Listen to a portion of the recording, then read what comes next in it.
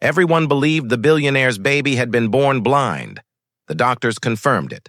Specialists gave up, and even his father stopped hoping. For months, the child lived in silence, never reacting, never smiling, never seeing. Inside those walls lived his son, Noah, the baby born blind. The diagnosis was certain. No light response, the specialist said. No chance of recovery. Jonathan listened, nodded, and buried himself in routine. He never hired a nanny. He fed Noah, bathed him, rocked him each night under dim lamps, waiting for a miracle that never came. The house was silent except for lullabies that no child seemed to hear. Then a new maid arrived. Her name was Clara Moreno, and she wore a bright red uniform that glowed against the marble floors of the Whitfield estate. She wasn't hired for medicine or miracles, only to clean and keep quiet. But on her first morning, she noticed something no doctor had seen.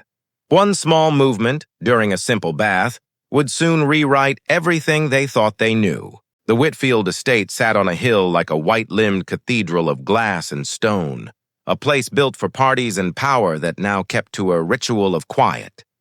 Staff moved with the hush of a library. Doors closed with a considerate sigh, and every surface shone as if brightness alone could keep grief at bay. In that brightness, Jonathan Whitfield measured his days with a clockwork tenderness that never changed the outcome. Morning meant blinds lifted to a pale wash of daylight. A bottle warmed to the same degree. A lullaby hummed in the same low key. Noon meant a slow circuit of the nursery with Noah nestled against his chest, the rhythm of steps matching the child's even breaths. Night meant lamplight dimmed to a halo and pages turned in a picture book the baby did not track. Routines grew sacred not because they worked, but because they were all he could control. He had once controlled everything: prices on a skyline, calendars of boardrooms, the choreography of 100 openings and ribbon cuttings. Headlines had traced his rise, cameras had learned his angles, and the city had seemed a thing that answered when he called. Then the crash rewrote the map inside him. A helicopter fell out of the bright morning over water, and the world narrowed to two names: the wife he could not bring back and the son he could not reach. With each physician's report, hope learned to go quiet. With each specialist's shrug, silence deepened its claim on the rooms. The nursery held the heart of that silence. Walls painted with soft animals and carnival balloons suggested a world of motion the occupant did not share. Noah's eyes remained open but distant, the irises fixed as if the world lay too far beyond a pane of glass. Toys arranged themselves into careful invitations that went unanswered. A red ball, a stack of blocks in a gradient of sunset colors, mobiles that turned on breath alone. Even sound felt discouraged here. The baby monitor whispered with the static of a sea that never broke into waves. Into this choreography of care and sorrow, Clara Moreno took her first steps wearing a red uniform that startled the house like a rose in winter. She arrived before dawn not because anyone demanded it, but because early hours steadied her, time to learn the route from linen closet to nursery, time to calibrate the pressure of a sponge on marble, time to breathe before faces and expectations pressed in. The butler's tour named the rooms and the rules. Hands were to be sure, footsteps light, questions fewer than tasks. The schedule on the pantry wall read like sheet music for a performance that must never falter. Clara read it all and then read the spaces between lines. Years of work had taught her that wealth built its own weather. Houses like this generated a barometric pressure of politeness that could flatten any instinct to ask why.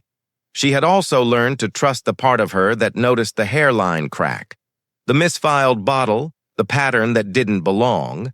That part of her had gone quiet for a while, dulled by personal loss that moved through memory like fog.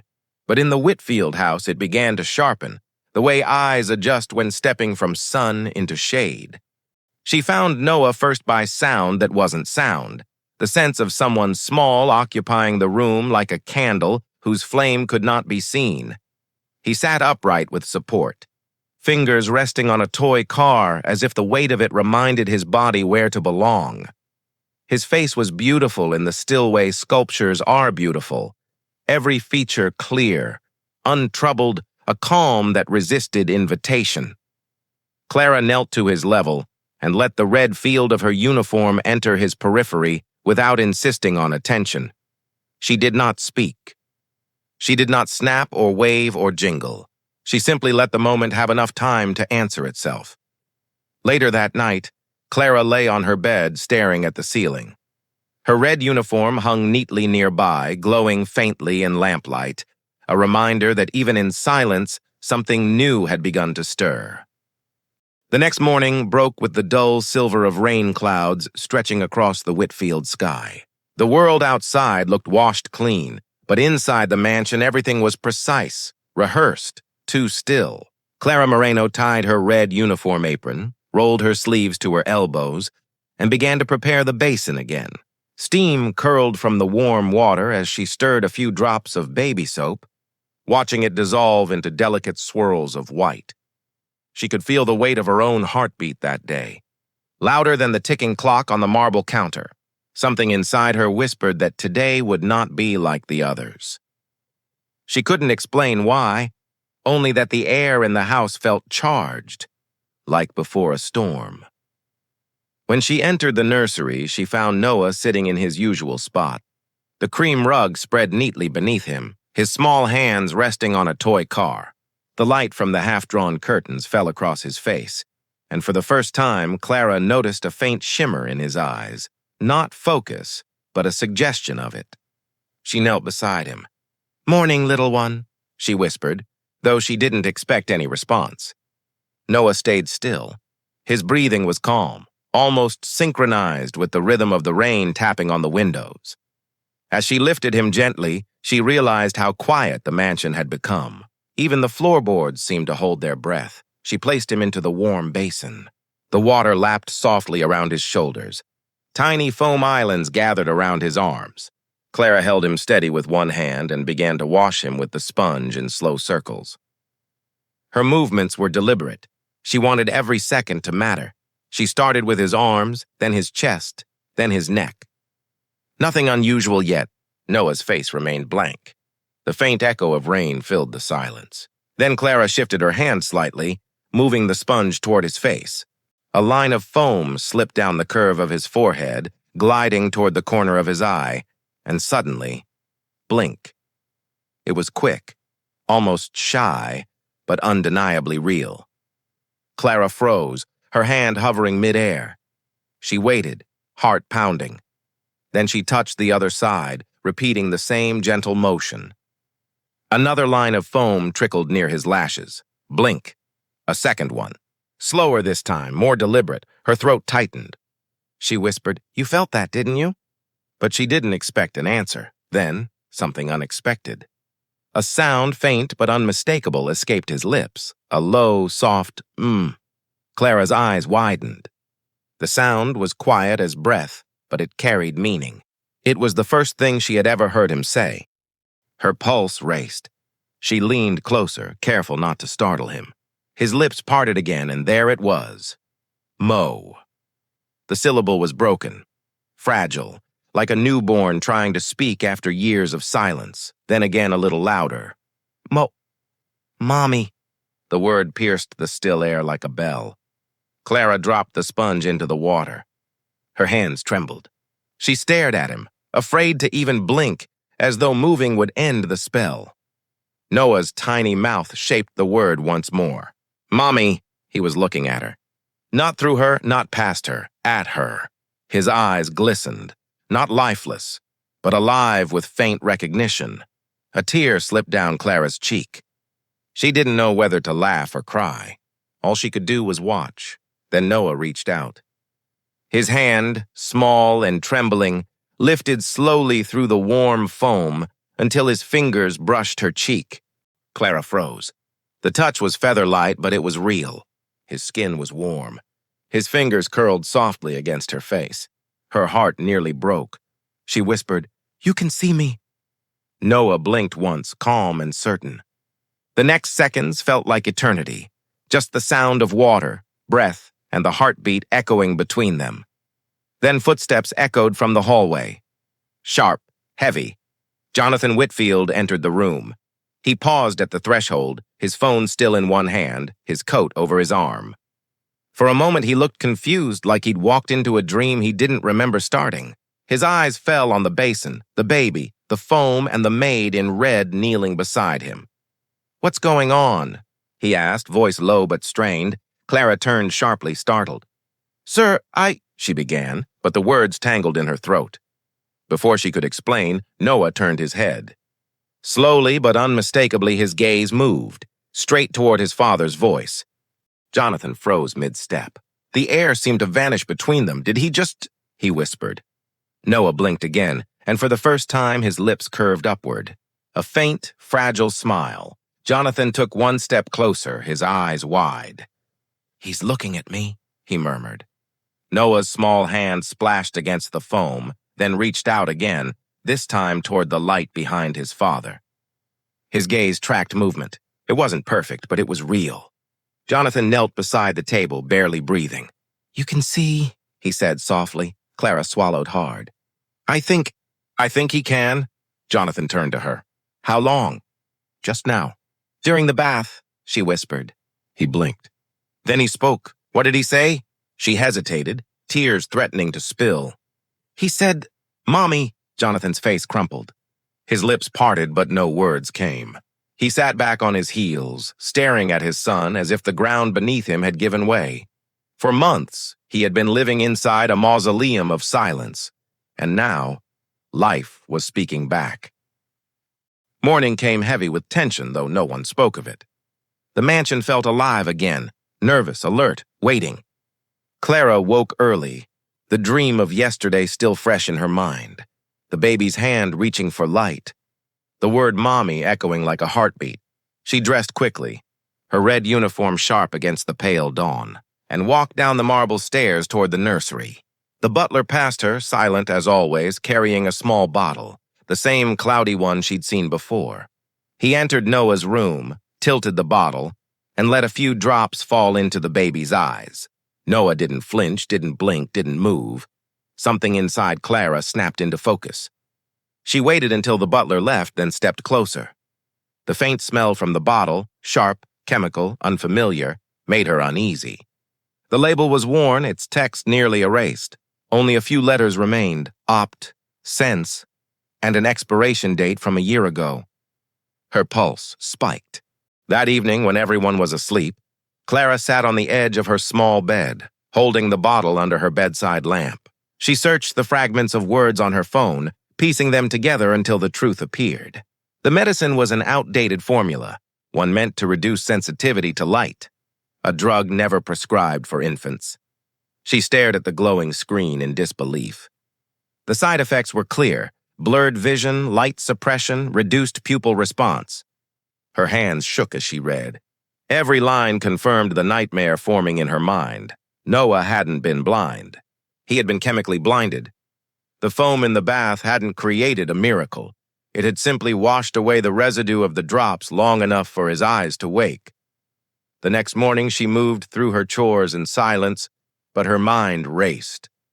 She timed everything. When the butler came, when Noah's eyes dulled, when the light faded from them again. She counted hours, measured reactions, and every time she waited longer between doses, the baby's responses returned. By afternoon, her suspicion had hardened into conviction. She couldn't stay silent. Jonathan was in his study when she knocked on the door. He looked up, eyes tired but soft. "Clara, come in." She stepped inside, clutching the small bottle in her hand. "Sir, I need to show you something." He frowned. "Is that—" "The drops. The ones they've been giving Noah every morning." He set down his pen. "They're part of his treatment." Clara shook her head. "No, sir. They're not. They expired months ago, and they aren't meant for children. They block light response. They keep the eyes from reacting." Jonathan's brow furrowed. "That's impossible. These were prescribed after his diagnosis." "By who?" she asked quietly. He hesitated, pulling open a drawer. "Dr. Raymond Keller. He oversaw everything." Clara's stomach tightened. She'd read that name last night. She took out her phone, found the article, and slid it across the desk. Jonathan read the headline aloud under his breath. "Dr. Luce's license over unethical pediatric treatments." his face drained of color. Clara whispered, "He was using the same medication, sir." On infants, to suppress their sensitivity so they could adjust to artificial light therapy. Most cases were withdrawn before the children were harmed. But some, she swallowed, some weren't so lucky. Jonathan leaned back silent for a moment. The room felt like it was tilting. "You're saying Noah?" Clara nodded. "I think he's been seeing all along." But the drops kept him from reacting. "The bath washed it off, and that's why he blinked, why he looked at you." Jonathan stood, his chair scraping the floor. For the first time in months, anger flashed through his grief. "They said he'd never see," he muttered. "They said nothing could be done." He looked at the small bottle, then at Clara. "We stopped them. Now. Not one more drop." From that moment, the routine changed. No more medication. No more visits from the butler with the bottle. Instead, the mornings filled with sunlight and quiet testing. Clara would open the curtains wider each day, letting light stretch across the room. Noah blinked, squinted, even turned toward brightness. The first day without the drops, he followed her red sleeve as she moved her hand. The second day, he reached for it. By the third, he laughed when light shimmered on the walls. Jonathan watched in awe, his voice breaking as he whispered, "He's seeing it. He's really seeing." They contacted a new specialist, Dr. Elena Sanchez, a calm, precise woman with kind eyes. She spent hours testing Noah gently, measuring reactions with beams of light and colored toys. Her verdict was simple. "Your son has partial vision. The drug suppressed his natural response. It may take time, but he's improving." Jonathan sank into a chair, hands covering his face. Months of guilt flooded through him. Every night he'd blamed himself for not being enough, when in truth, he'd trusted the wrong people. Clara stood nearby, silent, watching the truth settle. That night, when she passed the nursery, she saw Jonathan sitting by Noah's crib, the baby's fingers wrapped around one of his father's. The glow of the night lamp painted them in gold. Jonathan didn't look up, but his voice reached her softly. "Thank you," he said. Clara smiled faintly. He was waiting for someone to notice. For the first time in a long time, laughter broke through the walls of the mansion. Light spilled freely through every window. The silence that once suffocated the house now carried something else: breath, sound, life. But outside, beyond those glowing windows, word had already begun to spread. The old prescriptions, the revoked license, the billionaire's son who wasn't truly blind. Someone had finally noticed what others ignored. And tomorrow, the world would start asking questions Jonathan and Clara were ready to answer. Weeks passed, and the Whitfield mansion no longer felt like a mausoleum. The morning light that once slipped through half-closed curtains now poured freely into every corridor. Laughter, real, spontaneous laughter, echoed from the nursery where Noah played. He could now follow shapes, recognize shadows, and reach for color. Each new reaction was a small miracle stitched into ordinary days. Jonathan kept his promise. The old medication was gone. In its place came sunlight, music, and human warmth. Every dawn, he and Clara arranged small vision games. Clara waved ribbons of color in the air. Jonathan tilted a mirror so beams danced across the walls. Noah's eyes followed, bright and alert. Sometimes he giggled, a sound so pure it made the entire household pause to listen. But healing didn't end in the nursery. A deeper reckoning had begun. Documents from Dr. Keller's clinic confirmed Clara's discovery. Dozens of infants had been given the same light-suppressing compound. Many families never questioned the treatment. Others still believed their children's blindness had no cause. Jonathan refused to let that silence continue. "I want a case filed," he told his lawyer. "Every child deserves the truth we almost lost." Clara hesitated when the legal team arrived at the mansion. She wasn't used to boardrooms or cameras, yet Jonathan insisted she sit beside him. "You were the first to see," he said simply. "You belong here?" During her testimony, Clara's voice was steady though her hands trembled. "I wasn't looking for proof," she told them. "I was just paying attention. Sometimes that's all it takes." Her words rippled outward. News agencies caught the story. A billionaire's son misdiagnosed. a maid discovering the error through care, compassion, and observation. Within days, headlines blazed. The baby who saw the foam. Reporters gathered outside the estate gates, but Jonathan shielded Noah's privacy. "No cameras near my child," he declared. "Let the evidence speak, not the spectacle." Inside, life went on quietly. Clara avoided interviews. She preferred the rhythm of ordinary routines, the smell of warm soap, the squeak of Noah's toys, the soft rustle of curtains. Yet the world kept watching, retelling the story in articles and morning shows. To many, she became the woman who saw what experts didn't. Months later, the courtroom filled. Marble pillars rose like sentinels while the murmur of journalists buzzed behind them. Dr. Keller sat pale and silent as the prosecution laid out the chain of negligence. Jonathan testified first, his tone measured but laced with grief. "They told me my son lived in darkness," he said, "but it was their medicine that built the dark." Then it was Clara's turn. She walked to the witness stand in a plain suit, her red uniform left at home but her steadiness intact. "I was hired to clean," she began softly. "But when I saw him blink, I realized no one had truly looked at him. Sometimes blindness isn't in the eyes. It's in how we choose not to see." The room fell silent. Even the judge's pen stopped moving. When the verdict arrived, the words felt heavy and sacred. Dr. Keller, guilty of medical negligence and fraud. His license revoked permanently. The pharmaceutical company fined and ordered to review every infant prescription distributed under its brand. Outside, flashbulbs erupted. Reporters shouted questions. "Clara, how did you know?" "Jonathan, will you build a foundation?" Clara kept walking. Fame was noise. Noah's laughter was music. By spring, the estate bloomed again. Curtains stayed open, gardens were replanted, and Noah's world filled with colors that once had no names for him. He recognized red first, Clara's color. Whenever she entered the room wearing that uniform, his eyes widened and his lips curved into a smile. Jonathan often stood in the doorway, watching the two of them. Once he whispered, "He thinks you're sunlight." Clara laughed. "Then I hope I never fade." They rebuilt their days around healing.